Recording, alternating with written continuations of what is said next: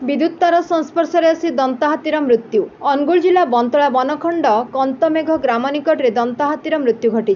दिनकू दिन अनुगुल जिले में हाथी मनीष लड़ई बढ़िबारे लागिछि। केबे हाथी मनीष को कचाड़ी मारुछि तो केबे मनीष हाथी को करेन्ट किंबा गुली करी मारी देउछि। आज सकाळ समय गोटे दंताहाती कंतमेघ ग्राम निकट में मरी पड़िथिबा ग्रामवासी माने देखि वन विभाग को खबर देथिबा बेले घटनास्थल में वन विभाग पहुंचीथिबा सूचना मिली। घटना घटी अनुगुल जिला बंतला थाना अंतर्गत तलगड़ ग्राम पंचायत कंतमेघ ग्राम में। बंतला रेंजर कहवा अनुଯାयी से सोमवार सकाळे गोटे दंताहाती मरी पड़िथिबार खबर पाइथिले। घटनास्थल में पहुंची देखिले कि जड़े व्यक्ति तांको कदली बगीचा को सुरक्षा पाई घर करेन्ट देथिले। तेणु राति रे हाथीटी खाद्य अन्वेषण पाई आसी विद्युत तार रे लगी मृत्युवरण करिछि। तेणु वर्तमान पर्यंत अभियुक्तଙ୍କ नाम रेंजर जणाई नथिबा बेले तदंत चलथिबा कहिसंती। मृत दंताहातीर आनुमानिक बयस 30-35 वर्ष हेबो बोली सूचना मिली। Bureau report Ekamra news agency.